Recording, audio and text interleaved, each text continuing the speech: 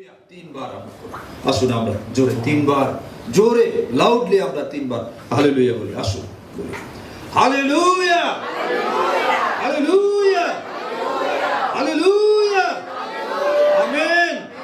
প্রভু আপনাকে আশীর্বাদ করুন যিশু নামে, আমেন। আসুন আমার সাথে আবার বলুন, যিশুই খ্রিস্ট এবং প্রভু। আবার বলুন, জোরে বলুন, লাউডলি বলুন, যিশুই খ্রিস্ট এবং প্রভু। Hallelujah, hallelujah, hallelujah.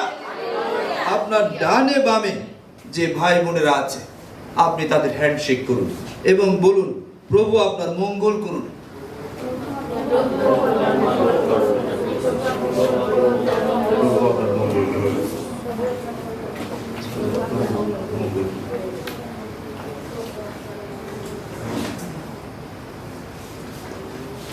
আমরা আসুন প্রার্থনায় যাই।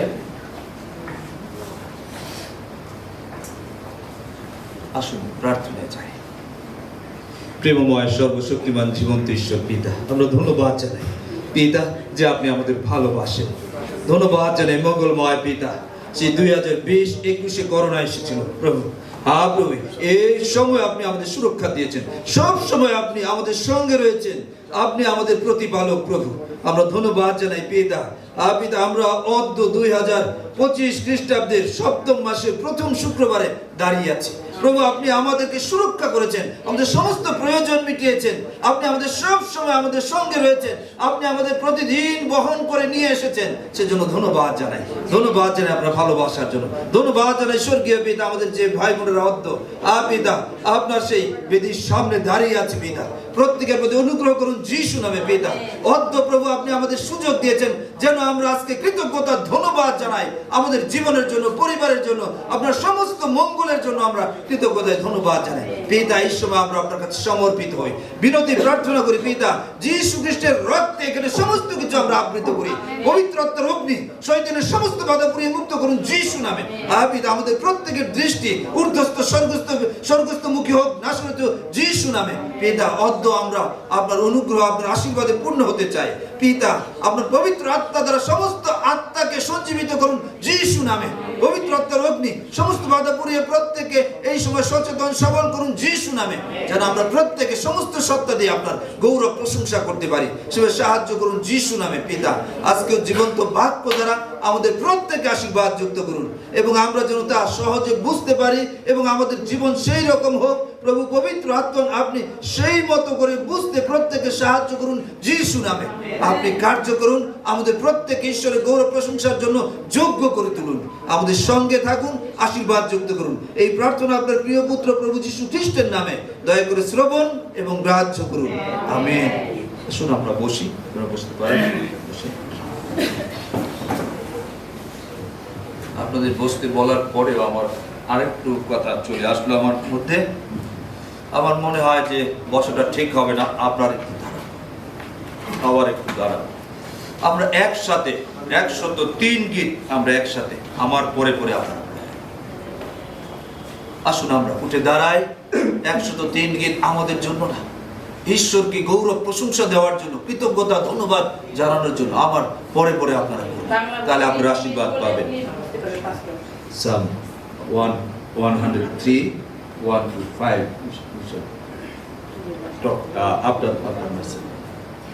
আমরা একসাথে করি। হে আমার প্রাণ সদা প্রভুর ধন্যবাদ করো, হে আমার অন্তরস্থ সকল তাহার পবিত্র নামের ধন্যবাদ করো। হে আমার প্রাণ সদা প্রভুর ধন্যবাদ করো, তাহার সকল উপকার ভুলিয়া যাইও না। তিনি তোমার সমস্ত অধর্ম ক্ষমা করেন, তোমার সমস্ত রোগের প্রতিকার করেন। তিনি কূপ হইতে তোমার জীবন মুক্ত করেন, দয়া ও করুণার মুকুটে তোমাকে ভূষিত করেন। তিনি উত্তম দ্রব্যে তোমার মুখ তৃপ্ত করেন, ঈগল পক্ষীর ন্যায় তোমার নূতন যৌবন হয়। আমেন। প্রভু আমাদের প্রত্যেককে অনুগ্রহ আশীর্বাদ করুন যিশু নামে, আমেন। আসুন আমরা বসি, আসুন আমরা বসি।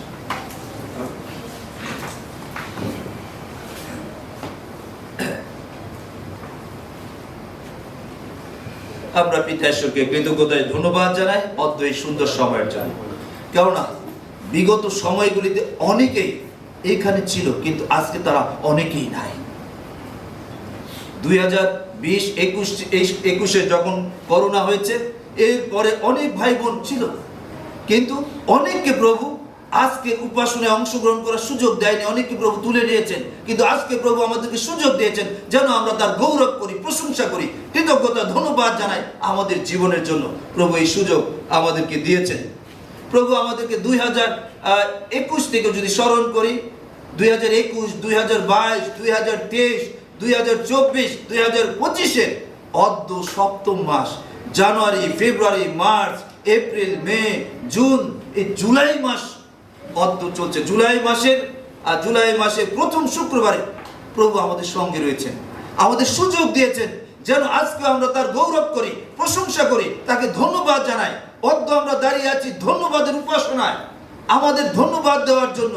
আজকে আমরা এসেছি বিশেষভাবে ধন্যবাদ দিব ঈশ্বরকে, আমাদের জীবনের জন্য, আমাদের সমস্ত কিছুর জন্য আমরা ঈশ্বরকে ধন্যবাদ দিব। 2 করিন্থীয় 9:15 যদি আপনারা দেখতেন, সেখানে এই কথা আছে, ঈশ্বরের বর্ণনাতে দানের জন্য তাহার ধন্যবাদ হোক। ঈশ্বর যে সমস্ত আমাদেরকে আশীর্বাদ করছেন, যে সমস্ত দান করে চলেছেন, এগুলি বর্ণনা করে শেষ করা যাবে না। এই সমস্ত কিছু তার, এই আলো, বাতাস, জল, খাবার, সুস্থতা, সবলতা, সমস্ত কিছু তার, তা আমরা বলে শেষ করতে পারবো না। মানুষ হিসাবে আমাদের সৃষ্টি করা, আমাদের জীবন মৃত্যু তার হাতে। খাবার এবং পানি, আলো, বাতাস, স্থল, আকাশ, গাছপালা, পশু পাখি, পরিবার, সন্তান, সম্পদ, জ্ঞান, বুদ্ধি, এই সমস্ত কিছু তার। কোনো কিছু আমরা সৃষ্টি করি নাই, সমস্ত কিছু তার। সেই জন্য আমাদের প্রয়োজন রয়েছে তাকে ধন্যবাদ দেওয়া, আমাদের জীবনের জন্য, আমাদের স্ত্রী পরিবার পরিজনের জন্য, সহায় সম্পদের জন্য, আমাদের সুস্থ রাখার জন্য, আমরা বেঁচে আছি সেজন্য তাকে ধন্যবাদ দেওয়া একান্ত দরকার। একটু যদি আপনি চিন্তা করেন আমাদের জীবনে কত গুরুত্বপূর্ণ, এগুলি ছাড়া আমরা এক মুহূর্ত বাঁচতে পারি না। এই আলো, বাতাস, অক্সিজেন বন্ধ করলে আমরা শেষ। আপনি চিন্তা করুন, প্রভু এই সমস্ত কিছু অকাতরে দিয়েছেন, হিসাব ছাড়া তিনি দিয়েছেন। এগুলি কত গুরুত্বপূর্ণ, এইগুলি যিনি প্রতিনিয়ত দিচ্ছেন তাকে আমাদের ধন্যবাদ জানানো কি উচিত না? আমি আপনাদের মুখের কথা শুনতে চাই, উচিত কিনা? যারা মুখ বন্ধ করে আছেন মানে তারা তাকে কৃতজ্ঞতা জানাচ্ছেন না আপনার জীবনের জন্য। আমাদের উচিত কিনা তাকে ধন্যবাদ জানানো? সমস্ত কিছু তা মুখ খুলতে হবে। মুখ খুলে যখন বলবেন তখন প্রভু এটা অ্যাকসেপ্ট করবেন। আমরা অন্তরে বিশ্বাস করি পরিত্রাণের জন্য, মুখে স্বীকার করি বিশ্বাসের জন্য, অন্তরে বিশ্বাস করি, মুখে স্বীকার করি পরিত্রাণের জন্য। এটা মনে রাখতে হবে, আমাদের মুখ দিয়েও স্বীকার করতে হবে। তাহলে প্রভুকে গৌরব, প্রশংসা দেওয়া, ধন্যবাদ দেওয়া একান্ত দরকার যিশু নামে। আমেন। আমাদের দরকার না? আবার বলুন, আমাদের উচিত কিনা? অবশ্যই ধন্যবাদ দিতে হবে, যদিও আমাদের অনেকের ধন্যবাদ দেওয়ার প্র্যাকটিস নাই। আমরা হয়তো কারো কাছ থেকে কিছু পেলে ধন্যবাদ দেই, কিন্তু ঈশ্বরকে সবচেয়ে বেশি সব সময় ধন্যবাদ দিতে হবে। রাত্রি ঘুমানোর সময় সারাদিনের জন্য ধন্যবাদ দিন, আপনি বেঁচে আছেন এবং তার কাছে সমর্পিত হয়ে ঘুমান। সকালে উঠবার পরেও তাকে ধন্যবাদ দিন যে আমাকে আপনি জীবিতদের দলে রেখেছেন, আমাকে আরেকটা দিন দেখতে দিয়েছেন। আপনাকে আমাদের ধন্যবাদ দিতে হবে, কারণ অনেকে রাত্রে ঘুমিয়েছে, তারা সকাল দেখতে পায়নি। অনেকের জীবনের মধ্যে তাদের চোখ আছে, হাত আছে, কিন্তু তারা প্যারালাইজড, তারা চলতে পারছে না। কিন্তু প্রভু আমাদের প্রত্যেকে সুস্থ রেখেছেন, দেখতে সুযোগ দিয়েছেন, তাকে ধন্যবাদ দিতে হবে। অনেকে এই যে আমরা শুনছিলাম বিভিন্ন অ্যাক্সিডেন্টে তারা প্রাণ হারিয়েছে, কিন্তু প্রভু আমাদেরকে সুরক্ষা দিয়েছেন, যার কারণে আমরা দাঁড়িয়ে আছি। সেজন্য আমাদের দায়িত্ব রয়েছে তাকে ধন্যবাদ দেওয়া। সদা প্রভুর সমস্ত মঙ্গলের জন্য, তার দয়ার জন্য আমাদের সব সময় ধন্যবাদ দেওয়া একান্ত দরকার। আমাদের প্রয়োজন রয়েছে আমাদের নিজেদের এবং সমস্ত সৃষ্টি বস্তুগুলো তার ধন্যবাদ করুক, এটা আমরা বাইবেলে দেখতে পাই। যদি গীত সঙ্গীতে 148 গীত দেখতেন, সেখানে সমস্ত সৃষ্টিকে বলেছে যেন আমরা সদা প্রভুর ধন্যবাদ দেই। গাছপালা, পাহাড়, পর্বত, নদী, নালা, পশু পাখি, সমস্ত কিছু তার গৌরব প্রশংসা করবে, তাকে ধন্যবাদ দিবে। আর আমরা হলাম সেরা সৃষ্টি মানুষ, আমাদের একান্ত দায়িত্ব তাকে ধন্যবাদ দেওয়া। যদি আমি ধন্যবাদ না দেই আমরা অকৃতজ্ঞ হই। তাই জ্ঞানবান ব্যক্তি অবশ্যই ঈশ্বরকে ধন্যবাদ দিবে তার সমস্ত কিছুর জন্য। আর অকৃতজ্ঞ ব্যক্তি ধন্যবাদ দিবে না। তারা ভাববে এটা এভাবেই হচ্ছে, চলছে না, একজন সৃষ্টিকর্তা রয়েছে। তাই সবসময় আমাদের ধন্যবাদ দেওয়া একান্ত দরকার। প্রথম থিসসলুনিকীয় 5:18 যদি আপনারা দেখেন, সেখানে এই কথা আছে, সর্ববিষয়ে ধন্যবাদ করো, কারণ খ্রিস্ট যিশুতে ইহাই তোমাদের উদ্দেশ্যে ঈশ্বরের ইচ্ছা। কি বলেছে? সর্ববিষয়ে ধন্যবাদ করো, কেননা প্রভু যীশু খ্রিস্টেতে ইহাই পিতা ঈশ্বরের ইচ্ছা। ঈশ্বরের ইচ্ছা কি? যীশু খ্রিস্টের মধ্য দিয়ে সমস্ত ব্যাপারে ধন্যবাদ দিই। আপনারা সাক্ষ্য শুনেছেন একটু আগে, যখন একটা আংটি হারিয়ে গেছে আমি সেখানে ধন্যবাদ দিয়েছি, কারণ এই প্র্যাকটিস আমি করতে চলেছি যেন আমরা আরো বেশি আশীর্বাদ পাই। যখন আমাদের মনে দুঃখ সমস্যা আছে তখনও ধন্যবাদ দেন, কারণ প্রভুর দৃষ্টি আমাদের প্রতি রয়েছে। সমস্ত অবস্থায় তিনি আমাদের দেখছেন, আমাদের সমস্ত বিষয় তিনি জানেন, অতীত বর্তমান ভবিষ্যৎ সমস্ত বিষয় তিনি জানেন। তার দৃষ্টির মধ্যে আমরা রয়েছি। আমরা যদিও ধন্যবাদ দেওয়া প্র্যাকটিস করেছি, আমরা যদি কিছু পাই, অপ্রত্যাশিত বিশেষ কিছু ঘটে, তখন আমরা ঈশ্বরকে ধন্যবাদ দিই। কিন্তু প্রভু এই বাক্যের মধ্যে দিয়ে কি বলছেন? সর্ববিষয়, আনন্দের সময়ও, দুঃখের সময়ও, অসুবিধার সময়ও, কষ্টের সময়ও ধন্যবাদ দেন, কারণ এর মধ্য দিয়ে প্রভুর পরিকল্পনা রয়েছে। প্রভু আমাদের গঠন করছেন, আরো বিশেষভাবে তার আশীর্বাদ পাওয়ার জন্য প্রস্তুত করছেন। সেই জন্য আমাদের প্রয়োজন রয়েছে ধন্যবাদ দিই। একইভাবে আপনারা যদি দেখতেন ইফিসীয় 5:20 সেখানে এই কথা বলা হচ্ছে, সর্বদা সর্ববিষয়ের জন্য আমাদের প্রভু যীশু খ্রিস্টের নামে পিতা ঈশ্বরের ধন্যবাদ করো।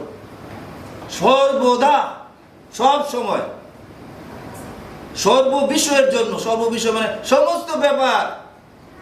অবশ্যই আপনি পাপ করে, চুরি বদমাইশি করে প্রভুকে ধন্যবাদ দিবেন না, এই বিষয় বাদ, এটা শয়তানের ব্যাপার। চুরি বদমাইশি করে কিছু পাইলেন, প্রভুকে ধন্যবাদ দিবেন, এটা না, এটা শয়তানের বিষয়। আপনি বেঁচে আছেন, প্রভু আপনাকে সুরক্ষা করছেন, এর জন্য ধন্যবাদ দিবেন। আপনি কষ্টের মধ্যে আছেন, যদি সত্যি থেকে কষ্টে থাকেন, প্রভুকে ধন্যবাদ দেন।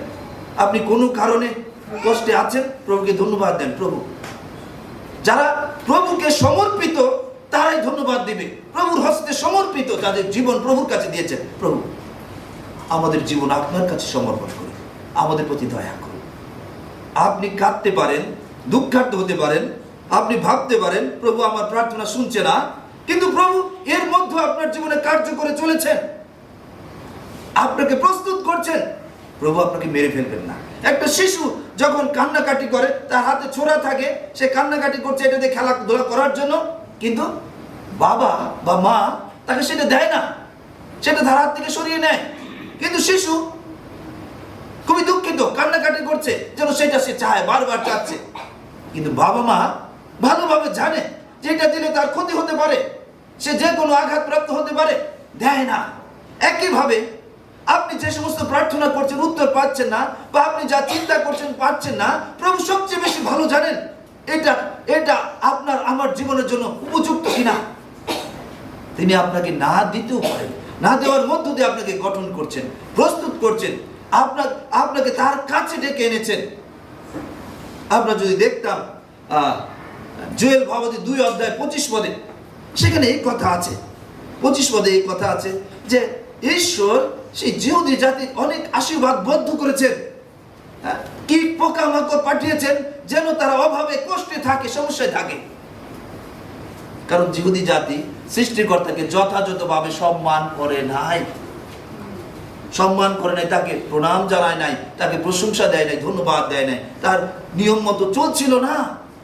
কিন্তু প্রভুর ইচ্ছা এই না যেন তাদেরকে মেরে ফেলার জন্য।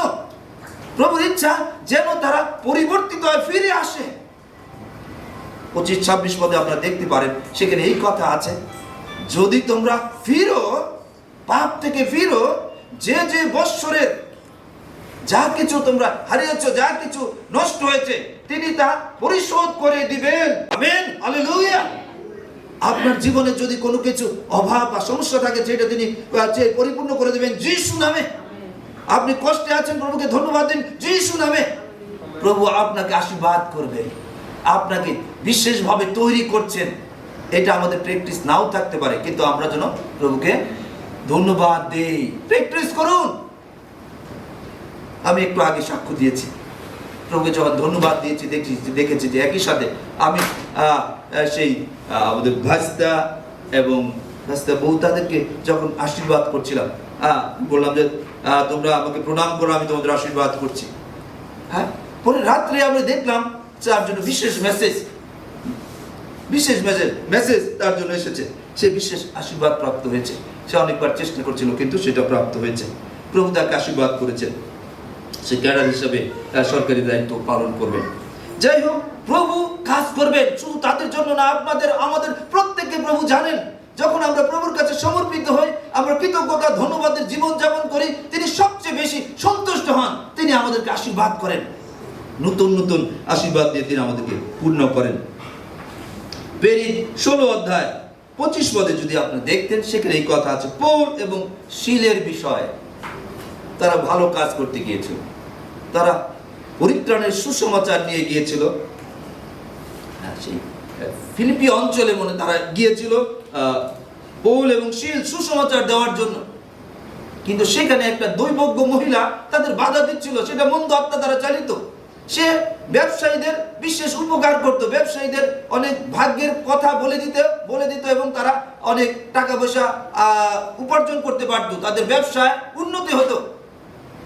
কিন্তু সেই মন্দ আত্মা দ্বারা চালিত সেই মহিলা বারবার তাদের বাধা দিচ্ছিল, যেন মানুষরা পাপ থেকে পরিত্রাণ না পায়। কেননা পৌল এবং শিল তাদের পাপের জন্য, পাপ থেকে সচেতন হওয়ার জন্য তাদের বলছিল, যীশু খ্রিস্টের কাছে পাপ স্বীকার করো, অনুতাপ করো এবং তার মধ্যে দিয়ে পাপের ক্ষমা পাবে। তিনি একমাত্র পরিত্রাণকর্তা, সৃষ্টিকর্তা, তাকে পাঠিয়েছেন। আর এই দৈবজ্ঞ মহিলা, মন্দ আত্মা দ্বারা চালিত মহিলা ওই লোকদেরকে বলতো, না না তোমরা এটা করো না, কারণ এরা সেই যীশু খ্রিস্টের কথা বলছে। আর এক সময় সেই পৌল তিনি তার দিকে ফিরে তাকালেন, তাকে ধমক দিলেন, হে মন্দ আত্মা চালিত সেই ব্যক্তি, তার মধ্য থেকে বেরিয়ে যাও যীশু খ্রিস্টের নামে। আর সেই সময় সেই মন্দ আত্মা তার মধ্য থেকে বেরিয়ে গেছে। এখন সে অ্যাজ ইট ইজ আগের মহিলার মতো হয়ে গেছে, স্বাভাবিক, তার মধ্যে সেই ক্ষমতা নাই। আর তখন সেই লোকেরা তাকে ধরে নিয়ে গিয়ে তাকে সেই পৌল এবং শিলকে ধরে নিয়ে গেল। এ আমাদের ব্যবসা নষ্ট করেছে। হায় হায়, আমরা যে ব্যবসায় লাভ করতাম এখন ব্যবসার সুবিধা নাই। আর সেখানে একটা ঘটনার মধ্য দিয়ে তাদেরকে কাপড় খুলে পিটানো হলো, তাদের পিঠ দিয়ে রক্ত পড়ছে, তাদেরকে জেলখানায় রাখা হলো। এই অবস্থায় তারা রাত্রে হাড়ি কাঠ দিয়ে তাদের আটকে রাখা হলো বিশেষ পাহারায়। এই অবস্থায় রাত্রে তারা প্রার্থনা করছিলেন, প্রার্থনা করার মধ্য দিয়ে স্তুতি করছেন, প্রভুর প্রশংসা করছিলেন। আর সেই সময় এক অলৌকিক ঘটনা ঘটল। সেই স্থান কেঁপে উঠলো এবং সমস্ত শৃঙ্খল যাদের কয়েদি ছিল তাদের শৃঙ্খল খুলে গেল। কেননা তারা কষ্টের মধ্যেও প্রভুকে ধন্যবাদ দিচ্ছিলেন। ধন্যবাদ দেওয়া তারা ছাড়েন নাই। জেলখানায় বসে তাদের পিঠে রক্ত পড়ছে, তাদের পা হাড়ি কাঠ দিয়ে আটকানো রয়েছে। এই অবস্থায় তারা ঈশ্বরকে ধন্যবাদ দিচ্ছেন। আর ঈশ্বর চুপ থাকতে পারেননি। সেই সময় তিনি বিশেষ এক কার্য করলেন এবং তাদের হাতের সেই সমস্ত শিকল খুলে গেল এবং জেলখানার দরজা খুলে গেল। সমস্ত ভূমিকম্প হলো এবং সেখানে সমস্ত দরজা খুলে গেল। আর এরপরে সেই যে জেল রক্ষক যিনি ছিলেন, তিনি তাদেরকে নিয়ে গেলেন তার বাটিতে এবং তাদেরকে সেবা যত্ন করলেন। তাদের পিঠের সমস্ত কিছু উপশম তিনি ক্ষতগুলি ধুয়ে দিলেন, মুছে দিলেন এবং তাদের আতিথেয়তা করলেন। এবং সে এবং তার পরিবার যিশুকে গ্রহণ করলেন, তারা পরিত্রাণ গ্রহণ করলেন। প্রিয় ভাই বোনেরা, আজকে পরিত্রাণ বিষয় খুবই গুরুত্বপূর্ণ। যদি আমরা সেই যীশু খ্রিস্টের মধ্য দিয়ে পরিত্রাণ লাভ করি, তা আমরা আশীর্বাদের। ঈশ্বর আমাদের ধন্যবাদ কৃতজ্ঞতা গ্রহণ করবেন তার মধ্য দিয়ে যিশু নামে। 1 তিমথেয় 2 অধ্যায় 4 পদে, ঈশ্বরের ইচ্ছা যেন সমুদয় মনুষ্য পরিত্রাণ পায়। ঈশ্বরের ইচ্ছা কি? যেন সমস্ত মানুষ পরিত্রাণ পায়, নরকে না যায়। কেননা রোমীয় 3:23 আমাদেরকে বলে সমস্ত মানুষ পাপী, আদম বংশ থেকে যারা এসেছে, আদম বংশ পাপ করেছে, সেই পাপের স্বভাব রক্ত প্রবল সমস্ত মানুষের মধ্যে রয়েছে। এই সমস্ত মানুষ পাপের ক্ষমা না পেলে তারা স্বর্গে যেতে পারে না, ঈশ্বরের কাছে যেতে পারবে না। তারা জগতে জগতে নয় ছয় বিভিন্ন আনন্দ ফুর্তি করতে পারে, কিন্তু পাপের ক্ষমা যদি তারা না পায় তারা স্বর্গে যেতে পারবে না। এর জন্যই সৃষ্টিকর্তা ঈশ্বর তিনি তিনি যীশু খ্রিস্টকে সেই স্বর্গ থেকে পৃথিবীতে পাঠিয়েছেন। তিনি আলাদা, তিনি আলাদা, তাকে ঈশ্বর পুত্র বলা হয়েছে। বিশেষভাবে আপনারা যদি দেখতেন লুক 1:35 সেটাকে বলা হয়েছে, সেই স্বর্গদূত কুমারী মরিয়মের কাছে এসেছিলেন এবং তাকে সমস্ত বিষয় ভেঙে বললেন। ভেঙে বলার পরে স্বর্গদূত তাকে জানালেন তাকে পরাৎপরের পুত্র বলা যাইবে এবং পরাৎপরের শক্তি তার উপর থাকবে। এই কারণে তাকে সেই পবিত্র যে সন্তান আসবে তাকে ঈশ্বরের পুত্র বলা যাইবে। এটা খ্রিস্টানরা এমনি বলে না। পবিত্র আত্মায় পরিপূর্ণ ছিলেন সেই কুমারী মরিয়ম এবং ঈশ্বর তার স্বর্গদূতের মধ্য দিয়ে তাকে জানিয়েছেন তিনি ঈশ্বর পুত্র হবেন। ঈশ্বর পুত্র ঈশ্বরের মতো ক্ষমতাবান, মানুষের পুত্র মানুষের মতো, গরুর বাচ্চা গরুর মতো। আমাদের জানতে হবে এই বিষয়ে। ঈশ্বর পুত্র, ঈশ্বর যেমন অগাধ ক্ষমতা রয়েছে ঈশ্বরের, তাই ঈশ্বরের পুত্রেরও অগাধ ক্ষমতা রয়েছে। আর তিনি কোথা থেকে এসেছেন? সেই স্বর্গ থেকে তাকে পাঠানো হয়েছে মাংসময় দেহ নিয়ে কুমারী মারিয়ামের মধ্য দিয়ে। তার মূল লক্ষ্য ছিল ঈশ্বরের যেন তিনি মানুষের সাথে বসবাস করে মানুষকে স্বর্গরাজ্যের কথা জানাতে পারেন, মানুষ যেন পাপ থেকে ক্ষমা পেয়ে পরিত্রাণ প্রাপ্ত হয় এবং স্বর্গে যেতে পারে। এটা ছিল মূল লক্ষ্য ঈশ্বরের। তাই আদি পুস্তকে যেদিন আদম হাওয়া পাপ করেছে, ঈশ্বরের আজ্ঞা অমান্য করেছে, শয়তান তাদেরকে পাপে পতিত করেছে, যে ফল খাওয়া নিষেধ ছিল সেই ফল তারা খেয়েছে, শয়তান তাদেরকে প্ররোচিত করেছে এবং তারা সেই পাপ করেছে, ঈশ্বরের বিরুদ্ধে গিয়েছে। সেই সময় ঈশ্বর, আদি পুস্তক 3:15 সেই অংশ থাকতে পারে, সেখানে এই কথা আছে, নারীর বংশ এবং তোমার বংশে, অর্থাৎ যিশুর কথা বলা হচ্ছে। নারীর বংশ এবং যিশুর বংশের মধ্যে শত্রুতা থাকবে এবং শয়তান এবং নারীর বংশের মধ্যে শত্রুতা থাকবে এবং যিশু খ্রিস্ট সেই শয়তানের মস্তক চূর্ণ করবে। নারীর বংশ থেকে যে আসবে, অর্থাৎ নারীর বংশ থেকে শুধুমাত্র যিশু খ্রিস্ট এই পৃথিবীতে এসেছেন কুমারী মরিয়মের মধ্য দিয়ে। এই একজন আলাদা, তিনি কোনো পুরুষের মধ্য দিয়ে, পুরুষের ঔরসে বা রক্ত দিয়ে আসেন নাই। যিশু খ্রিস্ট সম্পূর্ণ আলাদা, স্বর্গ থেকে পবিত্র আত্মার শক্তিতে কুমারী মরিয়মের কাছে সেই জিব্রাইল দূত বা গাব্রিয়েল দূত তার কাছে ওহী নিয়ে আসলেন এবং যখন সমস্ত কিছু ভেঙে বললেন তিনি তখন কবুল করলেন, মানে তিনি তখন রাজি হলেন।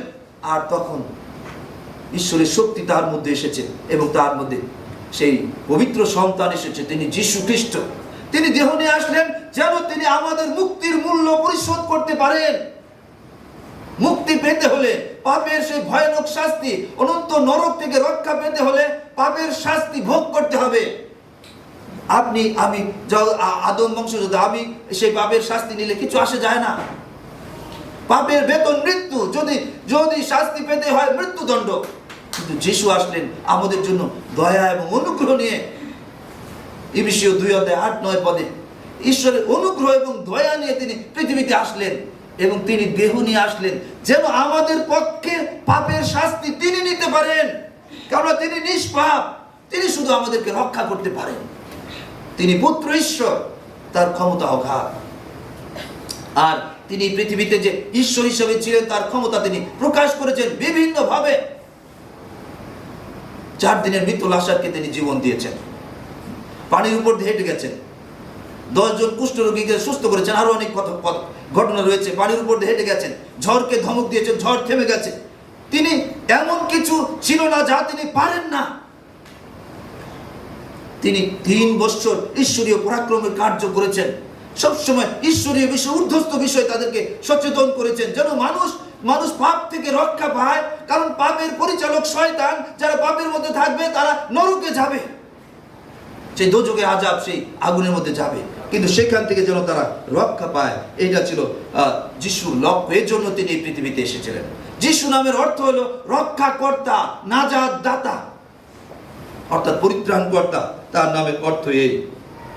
প্রথম জন 5:11-12 পদে এই কথা আছে, সৃষ্টিকর্তা ঈশ্বর তিনি মানুষকে পরিত্রাণ দেন এবং অনন্ত জীবন দেন। সেটা কিভাবে দিয়েছেন? তার পুত্রের মধ্য দিয়ে দিয়েছেন, তার পুত্র যীশু খ্রিস্টের মধ্য দিয়ে দিয়েছেন, কারণ তিনি শুধু একমাত্র নিষ্পাপ এই পৃথিবীতে। আর সেই সমস্ত ভাববাদী প্রফেট যা বলি, তাদেরকে কিছু কিছু দায়িত্ব দেওয়া হয়েছে, কিন্তু পাপ থেকে ক্ষমা করার দায়িত্ব তাদেরকে দেওয়া হয় নাই, কারণ তারা আদম বংশের, তাদের মধ্যে পাপ দুর্বলতা ছিল। তাই আমাদের স্মরণ রাখতে হবে, যীশু খ্রিস্ট পুত্র ঈশ্বর, তিনি উপর থেকে এসেছেন এবং তিনি পাপীদের পক্ষে মুক্তির মূল্য সেই ক্রুশে তিনি পরিশোধ করেছেন। পাপীদের পক্ষে তিনি শাস্তি নিয়েছেন।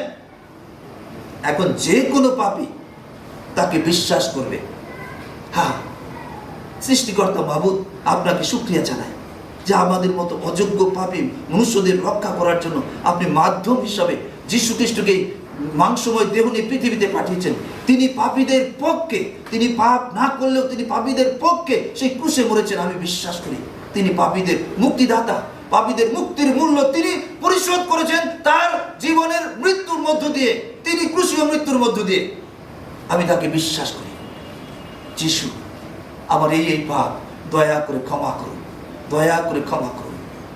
আপনি ক্ষমা করলে আমি ক্ষমা পাবো এবং অনুতাপ সহকারে তার কাছে বলতে হবে, যীশু খ্রিস্টের কাছে বলতে হবে, আপনি দয়া করে আমার এই পাপ ক্ষমা করুন। আপনি ক্ষমা পাবেন। আর পৃথিবীর কোনো ব্যক্তির সাধ্য নাই সেই পাপ ক্ষমা করতে পারে। আমরা যদি আর একটু দেখতাম সেই বাক্যতে, আমরা দেখলে সেখানে দেখতে পারি প্রেরিত 4:12 পদে সেই কথা আছে, আকাশের নিচে, আমি বাইবেলের রেফারেন্স দিচ্ছি, প্রেরিত 4:12 পদে, আকাশের নিচে মনুষ্যদের মধ্যে আর এমন কোন নাম নাই যে নামে আমরা পরিত্রাণ পেতে পারি, পাপের থেকে ক্ষমা পেয়ে রক্ষা পেতে পারি। শুধু একটা নাম, যীশু খ্রিস্ট। আরো অনেক ক্ষমতা তার রয়েছে, যারা আপনারা বাইবেল পড়েন তারা জানতে পারবেন। আর তিনি একমাত্র পথ, সত্য এবং জীবন। জন 14:6 পদে সেই কথা রয়েছে। তিনি একমাত্র সত্য, একমাত্র পথ স্বর্গে যাওয়ার, এবং তার মধ্যে জীবন রয়েছে। আপনি যদি জীবন পেতে চান, সত্য পথে আসতে চান, তাকে জানতে হবে, এবং আপনি যদি রক্ষা পেতে চান তাকে জানতে হবে।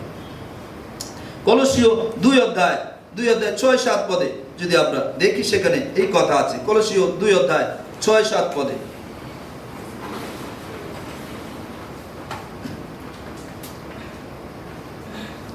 এখানে দেখলে, কলসীয় 2:6-7 পদে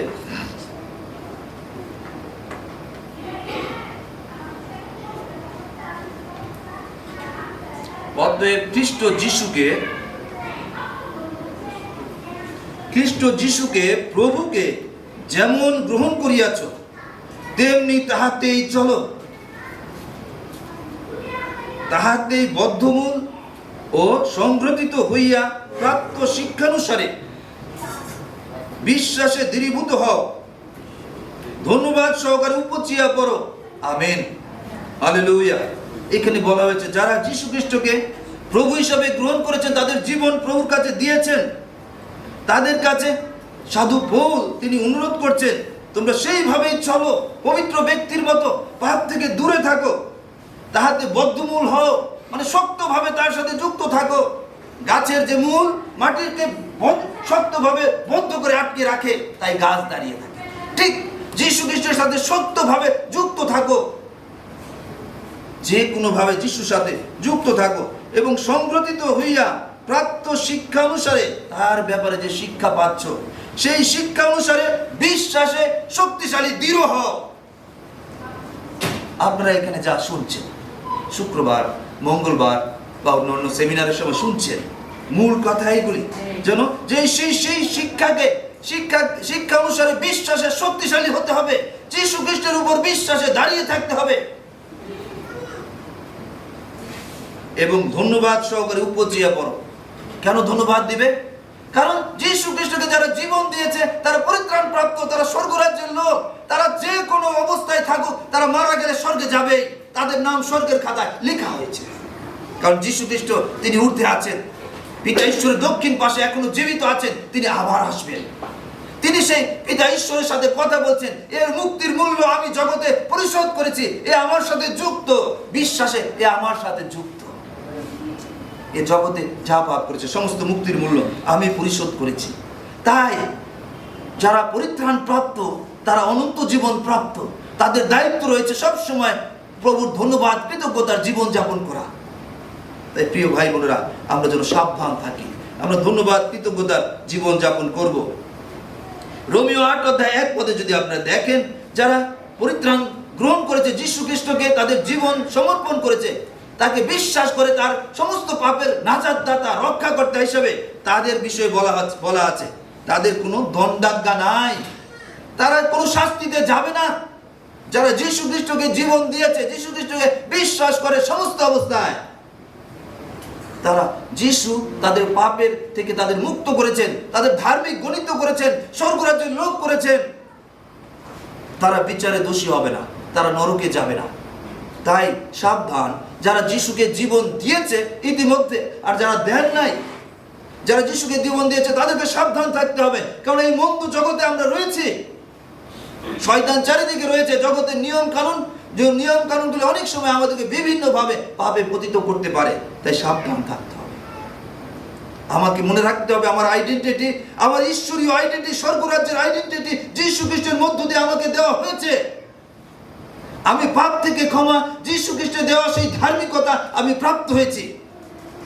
আমি স্বর্গে যাওয়ার যোগ্য এবং আমার নাম স্বর্গের খাতায় লেখা আছে। আমি আবারও বলতে চাই, যীশু খ্রিস্ট যখন শিষ্যদেরকে ক্ষমতা দিয়ে পাঠালেন, তোমরা অনেক লোককে সুস্থ করো, অনেক লোকের জন্য প্রার্থনা করো, তারা সুস্থ করো, মুক্ত করো, সুসমাচার দিয়ে আসো। আর তারা আনন্দ সহকারে সুসমাচার দিয়ে আসলেন এবং তারা খুব খুশি যে অনেক লোক সুস্থ হয়েছে, অনেক ভূতগ্রস্তরা ছেড়ে গেছে। যিশুর নামে সেইগুলি হবে, এখনো হচ্ছে এবং যিশু খ্রিস্টের দ্বিতীয় আগমন পর্যন্ত হবে।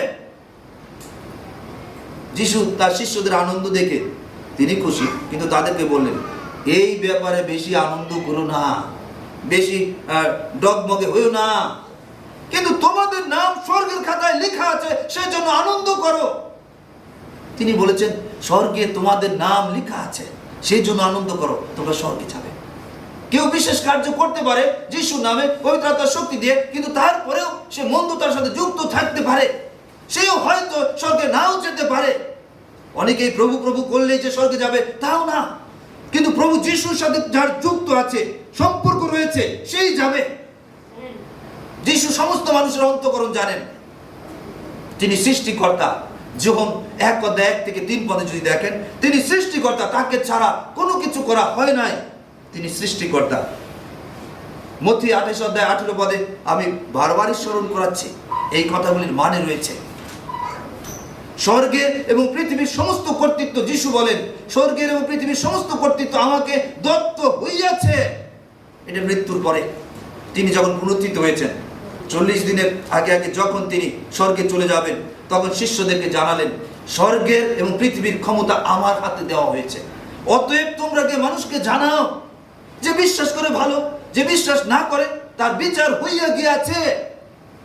কেননা সে ঈশ্বরের একমাত্র পুত্রকে বিশ্বাস করে নাই।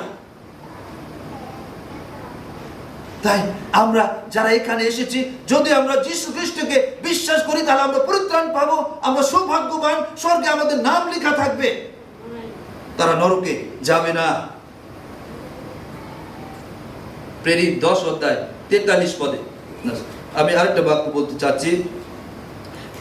প্রেরিত 10:43 সেই কথা আছে, যে কেহ এই যিশুর উপর বিশ্বাস করবে, তাহার পক্ষে সমস্ত ভাবাদের এই সাক্ষ্য দেয়, যে কেউ যিশুর উপর বিশ্বাস করে তার নামের গুণে তাদের সমস্ত পাপের ক্ষমা হবে। তার নামের মধ্যে সেই ক্ষমতা রয়েছে। যারা যিশুর নাম স্মরণ করবে, যিশুর কাছে ক্ষমা চাইবে এবং পাপে আর থাকতে চায় না, তাদের সমস্ত পাপের ক্ষমা হবে। প্রেরিত 10:43 যিশুর কাছে সেই ক্ষমতা রয়েছে, যিশু ঈশ্বর। তাই আজকে সমস্ত মন্দ আত্মা, মন্দ শক্তিগুলি যিশুকে শুধু ভয় পায়, কারণ তিনি স্বর্গের দরজা এবং স্বর্গে যাওয়ার পথ, তার কাছে সমস্ত ক্ষমতা রয়েছে। এবং তিনি জীবিত মৃতদের বিচার করার ক্ষমতা যীশু খ্রিস্টের কাছে দেওয়া হয়েছে। প্রেরিত 10 অধ্যায় 42 পদে আপনারা সেটা দেখতে পারেন। এবং ঈশ্বর সে অনন্ত জীবন তার মধ্য দিয়ে দিয়েছেন। আর যে কেউ যীশু খ্রিস্টকে বিশ্বাস করবে সে তার পাপের ক্ষমা পাবে, সে পরিত্রাণ প্রাপ্ত হবে, তার নাম স্বর্গের খাতায় লেখা হবে, সে স্বর্গে যাবে। প্রিয় ভাই বোনেরা, শুধু শ্রোতা হলেই হবে না, যেন আমরা উত্তম শ্রোতা হই এবং যা শুনেছি তা যদি অন্তরে বিশ্বাস করি যীশু খ্রিস্টের বিষয়ে, তাহলে আপনি পরিত্রাণ প্রাপ্ত হবেন, পাপের ক্ষমা পাবেন। যে কোনো পাপ, চুরি, বদমাশি, ব্যভিচার, দুষ্টতা বা অন্য কিছু দখল, যা কোনো যে রকমের পাপ থাকুক, এই পাপ থেকে মুক্ত করার জন্য যীশু খ্রিস্ট স্বর্গ থেকে স্বর্গীয় দেহ নিয়ে পৃথিবীতে এসেছেন। আর সেই দেহ মানুষের মতো পচে গলে যায় নাই। সেই দেহ তৃতীয় দিবসে তিনি আবার সেই দেহ নিয়ে উত্থিত হয়েছেন। 40 দিন ছিলেন, আবার সশরীরে স্বর্গে গিয়েছেন, ঈশ্বরের দক্ষিণ পাশে আছেন। তিনি আমাদের পক্ষে, যারা যিশুকে জীবন দিয়েছেন এবং এই জগতের অন্য অন্য মানুষের জন্য তিনি পিতা ঈশ্বরের সাথে কথা বলছেন, তিনি সময় ধরে রেখেছেন যেন মানুষ নরকে না যায়।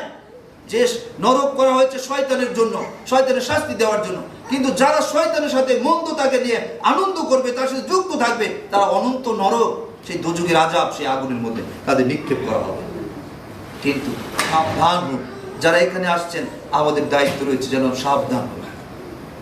যিশুকে গ্রহণ করলে, যিশুকে বিশ্বাস করলে পাপের ক্ষমা পাবেন, পাপের ক্ষমা পাবেন এবং তারা পরিত্রাণ পাবে। তাই প্রিয় ভাই বোনেরা, আমাদেরকে সবসময় মনে রাখতে হবে, যিশুর দ্বারা পরিত্রাণ যারা পেয়েছে তারা আনন্দ করবে এবং প্রভুর ধন্যবাদ প্রশংসা করতে তারা ভুলবে না কখনো, তারা ধন্যবাদ জানাবে। তাই আজকে বিশেষভাবে গত মাসের পরে আমরা আজকে সুযোগ পেয়েছি যেন একসাথে প্রভুকে ধন্যবাদ জানাই। এটা খুবই গৌরবের বিষয়। প্রথম শমূয়েল 16 অধ্যায় 23 পদে যদি আমরা দেখতাম, সেখানে এই কথা আছে, সেখানে এই কথা আছে, শাউল রাজা অনেক ভালো রাজা ছিলেন না। আর তিনি যখন নীরবে থাকতেন, এক মন্দ আত্মা তার মধ্যে আসতো এবং তাকে খুব কষ্ট দিত, সমস্যা থাকতেন। আর তখন সাধু দাউদ আলাইহিস সালাম, বাদশা দাউদ, তিনি তার বীণা নিয়ে যখন বাজাতেন আর তখন প্রভু প্রশংসা করতেন এবং সেই মধ্য দিয়ে সেই মন্দ আত্মা তার মধ্য থেকে সরে যেত আর তিনি তখন শান্তি পেতেন, দুষ্ট আত্মা থেকে তিনি মুক্ত হতেন। তাই একইভাবে আমাদের প্রয়োজন রয়েছে, আমরা যদি ঈশ্বর প্রভুকে গৌরব প্রশংসা দেই, ধন্যবাদ কৃতজ্ঞতা জানাই, আপনি শান্তি পাবেন, আপনি আশীর্বাদ প্রাপ্ত হবেন। তবে সমস্ত ধন্যবাদ প্রশংসা ঈশ্বর গ্রহণ করেন না।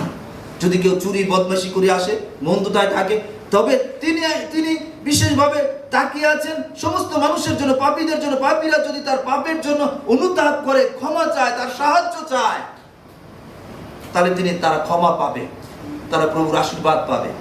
তবে এই সিদ্ধান্ত থাকতে হবে যে আমি আর পাপে থাকতে চাই না। প্রভু যিশু, আপনি আমার জীবনের প্রভু হন, আপনি আমার জীবনে কর্তৃত্ব করেন, যেন আমি জীবন প্রাপ্ত হই, যেন আমি জীবন প্রাপ্ত হই। দ্বিতীয় শমূয়েল 6 অধ্যায় 11 পদের দিকে সেই কথা রয়েছে।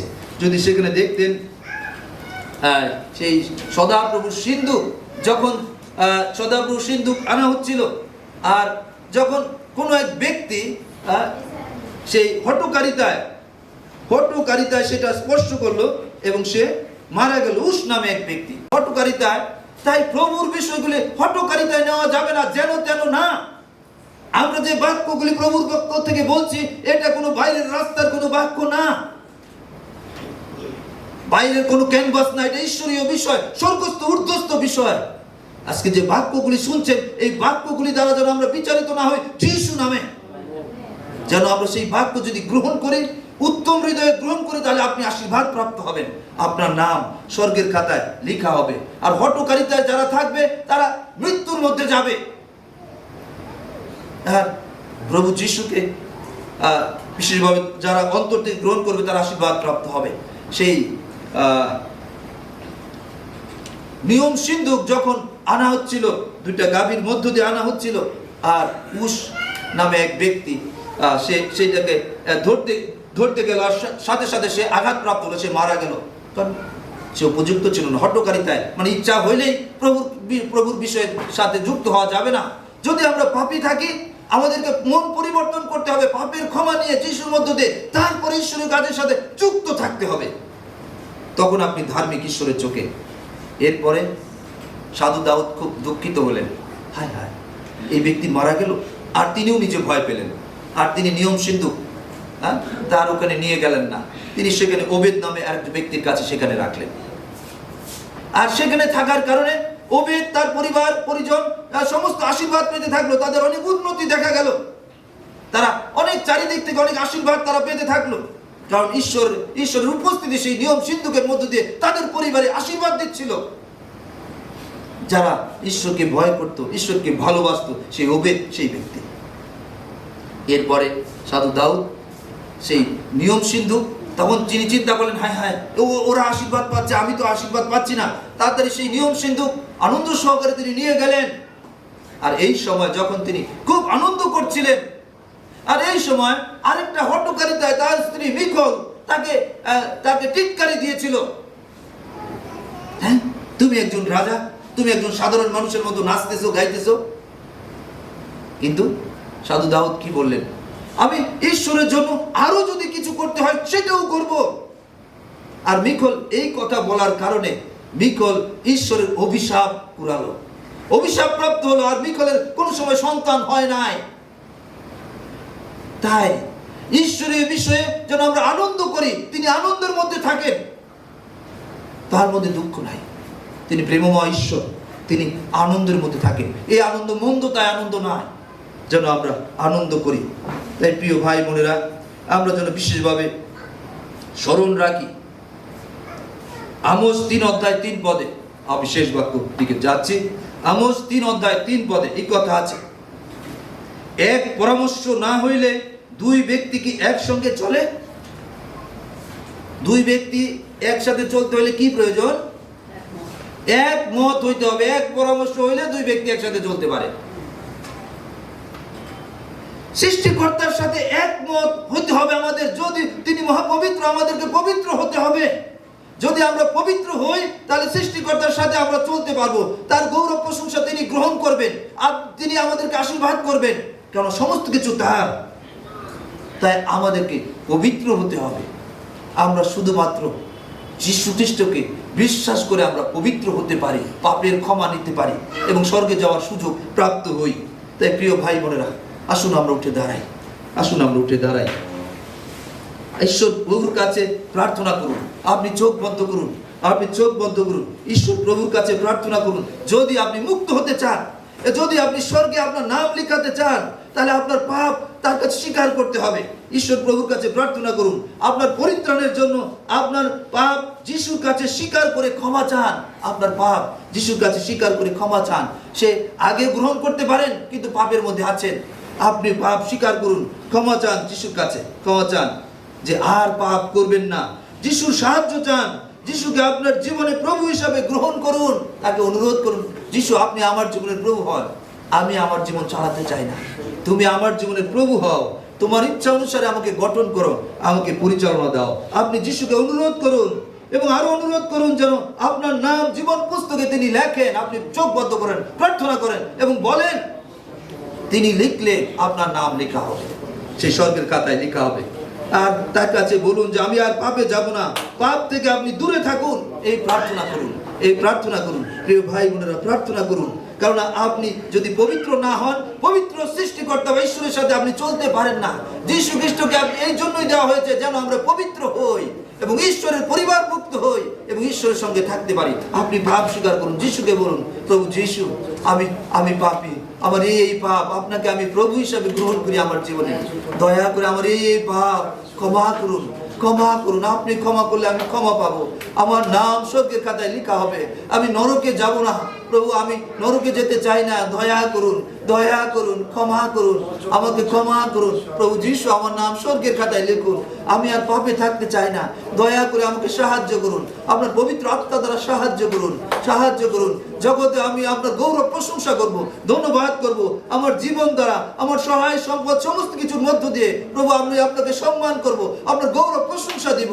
আপনি তাকে ধন্যবাদ দিন, গৌরব করুন, প্রশংসা করুন, প্রার্থনা করুন, প্রার্থনা করুন। প্রভুকে বলুন, প্রভু আমার সমস্ত কিছুর মধ্য দিয়ে আপনার রাজ্য ধারণ ধার্মিকতার নিমিত্ত কার্য করব, আমার প্রতি দয়া করুন।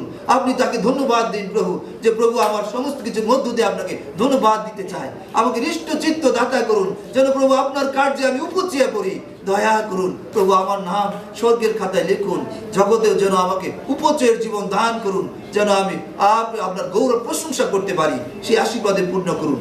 প্রার্থনা করুন, প্রার্থনা করুন, প্রার্থনা করুন। যা প্রার্থনা করলে আপনি রক্ষা পাবেন।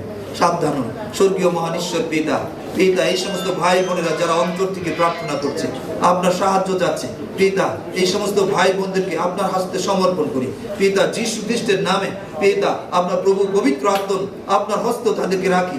আপনি তাদের অন্তরাত্মাকে সঞ্জীবিত করুন, জাগ্রত করুন, তারা যেন রক্ষা পায়, তারা যেন স্বর্গে যেতে পারে। তাদের প্রতি কৃপা করুন, তাদেরকে মন্দ আত্মা থেকে রক্ষা করুন, তাদের প্রতি দয়া করুন, তাদের মধ্যে স্বর্গীয় আনন্দ ঢেলে দিন, যেন তারা প্রভু যিশুতে আনন্দ করতে পারে। সেই আনন্দের জীবন দান করুন প্রভু, আর শয়তানের সমস্ত বাধা মুক্ত করুন, তারা রক্ষাপ্রাপ্ত। এই সমস্ত বিনতি প্রার্থনা স্বর্গীয় পিতা নাসরতীয় যীশু খ্রিস্টের নামে দয়া করে শ্রবণ এবং গ্রাহ্য করুন। আমেন। আসুন আমরা প্রার্থনায় যাই। এখানে কিছু প্রার্থনা বিষয় রয়েছে, আসুন আমরা প্রার্থনা যাই। প্রেমময় সর্বশক্তিমান জীবন্ত ঈশ্বর পিতা, ধন্যবাদ জানাই যে আপনি আমাদের ভালোবাসেন। ধন্যবাদ জানাই আপনার অমূল্য সেই দানের জন্য, যীশু খ্রিস্টের জন্য, যার মধ্য দিয়ে সমস্ত পৃথিবীর মনুষ্যদের আপনি আশীর্বাদ যুক্ত করে থাকেন পিতা। ধন্যবাদ জানাই প্রভু যীশু খ্রিস্টের জন্য পিতা। এইখানে বিশেষ প্রার্থনার বিষয় রয়েছে, ভাই বোনদের প্রার্থনার বিষয় আপনি জানেন পিতা। যীশু খ্রিস্টের নামে আপনি তাদেরকে আশীর্বাদ যুক্ত করুন, তাদের বাধা মুক্ত হোক যীশু নামে, তারা আপনার অনুগ্রহ আশীর্বাদ প্রাপ্ত হোক যীশু নামে। আপনার দয়া দিয়ে আবৃত করুন, তাদের সঙ্গে থাকুন, আশীর্বাদ যুক্ত করুন। এই প্রার্থনা আপনার প্রিয় পুত্র প্রভু যীশু খ্রিস্টের নামে দয়া করে শ্রবণ এবং গ্রাহ্য করুন। আমেন।